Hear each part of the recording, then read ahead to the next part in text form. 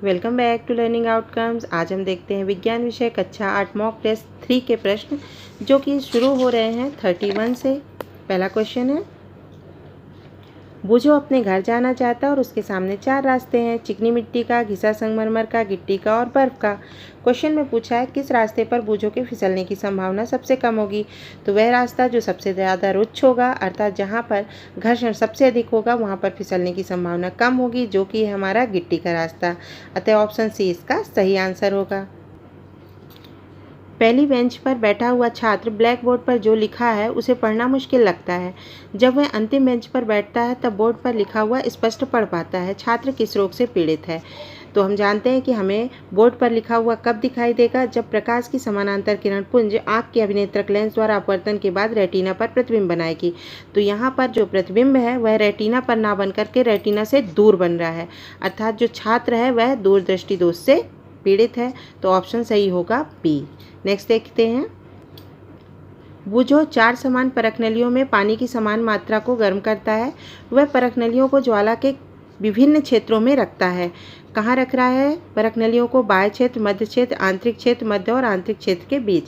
किस परखनली में पानी सबसे पहले उबलेगा? तो हम ये अच्छी तरह से जानते हैं कि जो ज्वाला का सबसे बाहरी क्षेत्र होता है वह सबसे गर्म भाग होता है, और यहाँ पर जो परखनली होगी वो सबसे पहले उबलेगा उसका पानी, और वह सबसे पहले गर्म होगी।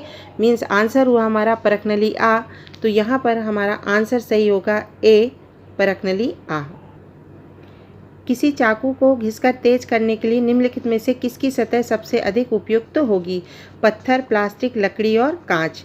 तो जो सबसे ज़्यादा खुरदुरी सतह होगी, जिसमें घर्षण ज़्यादा होगा, उस पर घिसने से चाकू तेज होगा। तो जो होगा आंसर हमारा ए, पत्थर की सतह। बाल्टी में रंग भरा हुआ है। सोनू खाली पिचकारी का सिरा बाल्टी में डुबाकर पिचकारी को खींचकर छोड़ देता है तो देखता है कि वह रंग पिचकारी में भर गया है। ऐसा क्यों होता है? ऑप्शन दिए हैं, पिचकारी की आकृति, गुरुत्वाकर्षण, पानी में घर्षण के कारण और वायुमंडलीय दाब के कारण। तो हम जानते हैं इन तीनों का कोई भी प्रभाव नहीं पड़ता है, और आंसर जो सही होगा वो वायुमंडलीय दाब के कारण। सही कथन का चयन कीजिए। मीन्स जो 4 कथन दिए हैं उसमें से केवल 1 कथन सही है और 3 कथन गलत है। पहला देखते हैं, प्राकृतिक गैस का पाइप के माध्यम से परिवहन करना मुश्किल है। दूसरा दिया है, प्राकृतिक गैस को सीधे घरों और कारखानों में नहीं जलाया जा सकता। तो ये हम दोनों को देखते हैं कि ये मुश्किल नहीं है और ये जलाते हुए भी व्यवहार में देखते हैं। अब चौथा देखिए, लिखा है प्राकृतिक गैस का उपयोग बिजली उत्पादन के लिए नहीं किया जा सकता। तो ये भी गलत है, किया जा सकता है। तो अब चलते हैं सी में, प्राकृतिक गैस को उच्च दाब पर संपीड़ित प्राकृतिक गैस के रूप में संग्रहित किया जा सकता है। तो इसका जो सही कथन होगा वो होगा ऑप्शन सी। नेक्स्ट क्वेश्चन है, चित्र में दर्शाए अनुसार कोई अलार्म घड़ी एक बर्तन में रखी हुई है। अलार्म की ध्वनि बर्तन के पास खड़े हुए व्यक्ति को स्पष्ट सुनाई देती है। यदि बर्तन के अंदर वायु को पूरी तरह निकाल दिया जाए तो पास खड़े व्यक्ति के लिए अलार्म ध्वनि की प्रबलता कैसे प्रभावित होगी? हम जानते हैं ध्वनि संचरण ठोस, द्रव, गैस तीनों में होता है, लेकिन जब हम इस बॉटल के अंदर की जो वायु है उसे निकाल देंगे तो इसके अंदर निर्वात क्रिएट हो जाएगा, और निर्वात की स्थिति में जो पास खड़ा व्यक्ति होगा उसे इसकी ध्वनि सुनाई नहीं पड़ेगी। तो आंसर हो जाएगा हमारा सी, ध्वनि सुनाई देना बंद हो जाएगी। मान लीजिए पृथ्वी तथा मंगल के बीच में एक नया ग्रह खोजा गया है, इसका आवर्तकाल होगा। तो चूंकि ग्रह पृथ्वी और मंगल के बीच में खोजा गया है तो जो आवर्तकाल होगा वह पृथ्वी से ज़्यादा और मंगल से कम होगा। तो यहाँ पर आंसर जो सही होगा वो होगा मंगल के आवर्तकाल की अपेक्षा कम। दिए गए चित्र में चिकित्सक किस दर्पण का उपयोग कर रहे हैं? ये देखिए, यहाँ पर जो चिकित्सक हैं वो किसके हैं? डेंटिस्ट हैं, और ये दांतों को देख रहे हैं। तो स्वाभाविक रूप से हम पहले से जानते हैं कि ऐसे दर्पण का प्रयोग करेंगे जिससे कि उन्हें जो दांत होगा वो बड़ा दिखाई दे, उसका प्रतिबिंब बड़ा बने। तो यहाँ पर अवतल दर्पण का उपयोग होगा। आपके घर के बगीचे में बहुत सारे पेड़ पौधे हैं। उन पेड़ पौधों से गिरने वाली पत्तियों के निपटान के लिए सर्वोत्तम तरीका कौन सा होगा?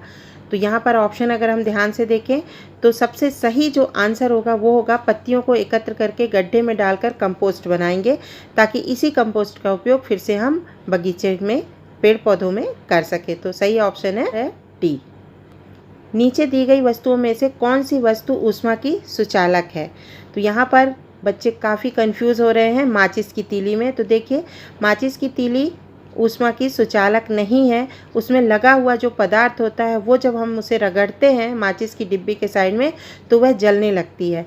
तो यहाँ पर ये आंसर नहीं होगा। और अगर हम चारों में देखते हैं तो स्टील की चम्मच ऊष्मा की सुचालक होगी।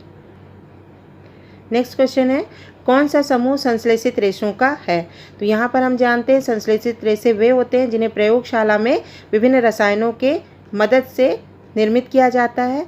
तो यहाँ पर हमें पूरा समूह देखना है। तो जब पहला देखते हैं तो इनमें दो तो संश्लेषित है, तीसरा ऊन है जो प्राकृतिक है। इसमें भी कपास प्राकृतिक रेशा है। इसमें हमें कोई भी प्राकृतिक रेशा नहीं दिख रहा है और इसमें रेशम और ऊन दोनों प्राकृतिक रेशा हैं। तो संश्लेषित रेशों के समूह का सही आंसर होगा सी, पीवीसी, पॉलीथीन और बेकेलाइट। पहेली, एक खिलौना कार से खेल रही है। वह अपनी कार को निम्न सतह पर दौड़ाती है।